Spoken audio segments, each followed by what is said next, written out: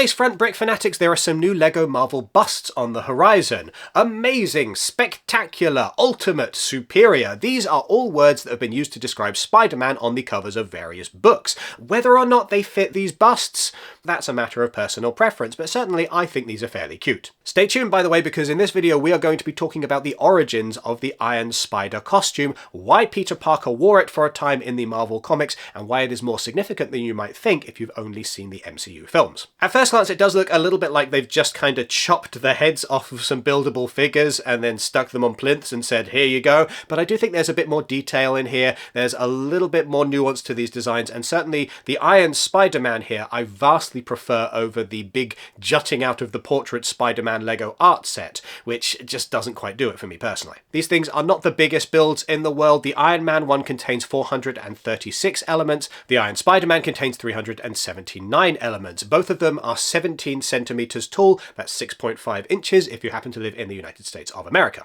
For a lot of people, the big downside to these sets is going to be the price, which unfortunately, this is increasingly common for these LEGO Marvel sets, really does take the mickey. For your 17 centimeter Iron Man or Iron Spider-Man bust, expect to pay at retail £54.99 in the UK, €59.99 in the EU, and presumably $59.99 in the US, but then who knows how much anything costs in the US at the moment. That does feel like quite a lot of money for the relatively sparse number of elements in these boxes, and I would definitely recommend, if these things have caught your eye, not necessarily purchasing them on day one, but just waiting and seeing what happens with the price, because for a lot of these LEGO Marvel sets recently, we've seen them come in at a very high recommended retail price, and then sit on store shelves for a little while, and then end up receiving big, deep discounts from various retailers. Certainly you're not going to lose out by just waiting and seeing with the prices, just figuring out what happens with these sets. The sets do include minifigures, an Iron Spider-Man for the Iron Spider-Man bust, obviously, and an Iron Man for the Iron Man bust.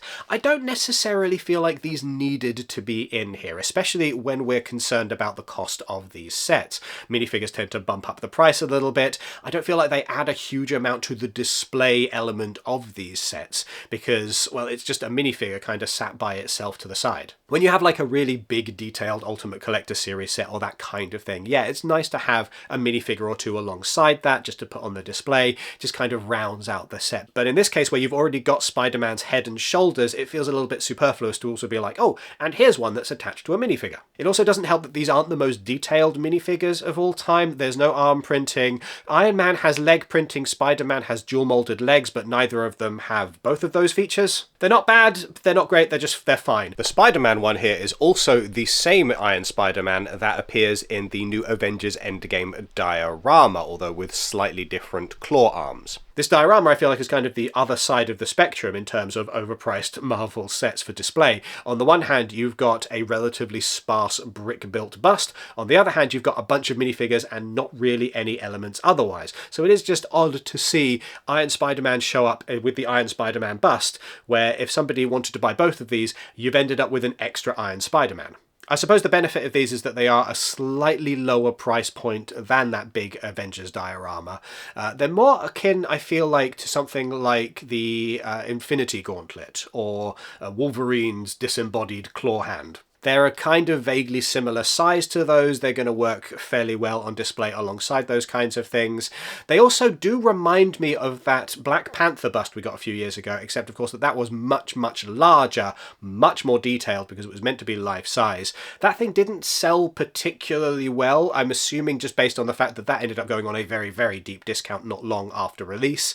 But certainly it was cool to see, and it's nice to see the LEGO Group trying that kind of design again, but in a much smaller, much more accessible scale. Ultimately, though, these do feel like kind of what you see is what you get LEGO sets. There's not a lot to them. They're perfectly fine. If they're for you, that's great. Look out for a good discount. If they're not for you, just let them breeze on by. I would like, while we're here, though, to just talk about these two characters, because sometimes it's just fun to have a little bit of context. And maybe if you are going to be picking up these sets, you might like to just muse on the existence of Iron Man and Spider-Man and Iron Spider-Man and why they are so popular to this day. Because arguably Iron Man and Spider-Man are Marvel's two most popular characters at this particular moment in time, and fascinatingly, they're kind of opposites in terms of their initial design and the idea behind these characters. Famous, or should I probably say infamous, comic creator Stan Lee worked on both of these characters, although he was not the only voice involved in their designs. The look of Spider-Man was designed by Steve Ditko, and Iron Man by Jack Kirby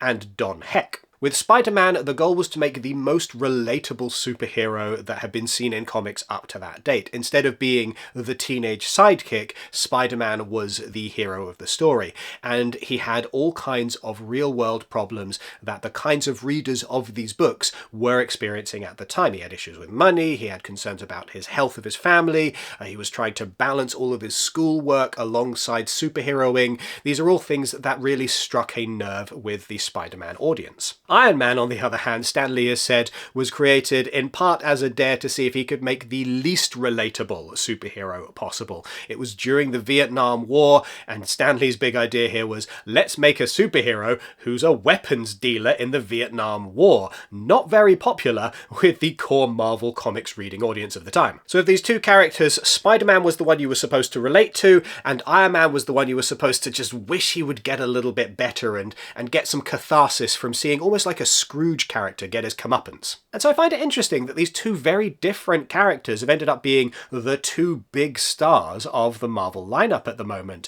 to the point where they are the ones who are getting these first busts. I'm assuming that there are going to be more of these busts down the line if these ones sell well, but they're clearly starting strong with two characters that a lot of people are very, very familiar with and very fond of. Now, if you've ever looked at that Iron Spider-Man costume and thought to yourself, I wonder where that came from, I wonder what the comic origins of that particular design are, well, strap in, because we're going to talk some comics now. This costume in the comics turned up just before the big Civil War comics event, which is a significantly bigger deal in the comics than it is in the films, because it's not just one big fight in an airport.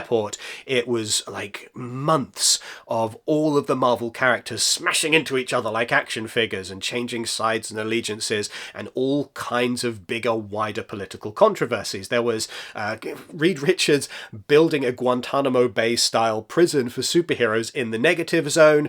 Some of it holds up better than other things, I think, but there are a lot of really cool stories in there, and Spider-Man's is potentially one of the more interesting Civil War stories. So a little bit before Civil War, Spider-Man had for the first time joined the Avengers and started getting on very well with Tony Stark, and Tony Stark takes him under his wing and makes him his protege. This is of course a much later event in the Marvel Comics timeline than in the MCU, where Iron Man basically just grabs Peter Parker the first time he shows up with any powers and says, right, you're my new surrogate son. And Peter's loving this new lifestyle of actually having some money and getting to jet around the world and getting to work with Iron Man, who is someone who's long admired but has never really had much of an interaction with before. And that Iron Spider-Man suit is pretty sweet, but over the course of the Civil War, Peter Parker sees a lot of the things that Iron Man is doing and he's like, I'm not completely on board with that.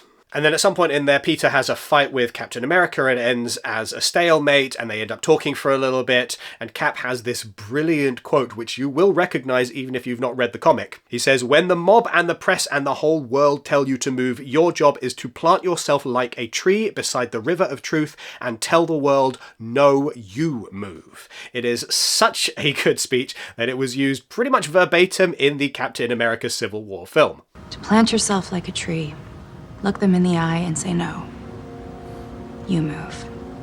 Anyway, Peter decides that he's going to get out. He's not going to be Team Iron Man anymore. And here we discover just how sneaky this particular incarnation of Tony Stark is, because apparently he has built a fail-safe into the Iron Spider-Man costume so that the moment that Peter tries to do something that he doesn't like, he can shut it down, lock it, freeze Peter in place so he cannot move at all. That's a little bit dodgy. That's not necessarily something that you would imagine of the Iron Man in the MCU, but maybe slightly actually better than giving Peter Parker access to like a drone weapon of mass destruction, but I'm getting distracted. But, plot twist, Peter Parker has already found the failsafe by this point and written in his own override, because Peter is also very, very smart. So he escapes, he swaps back into his black outfit, the Venom outfit for a while.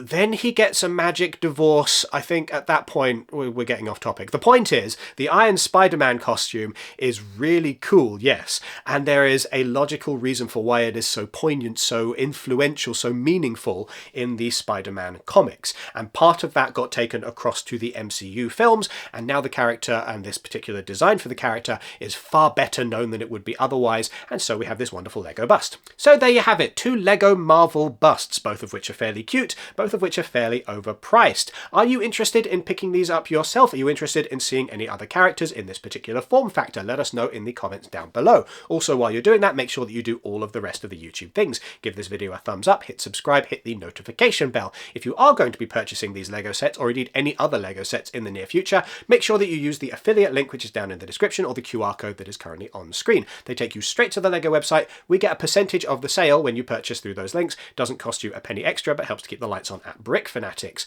Make sure that you do go to the Brick Fanatics website, by the way, for coverage of all things Lego, including far more on these busts and everything else Lego Marvel, and make sure that you have an absolutely wonderful day. Excelsior!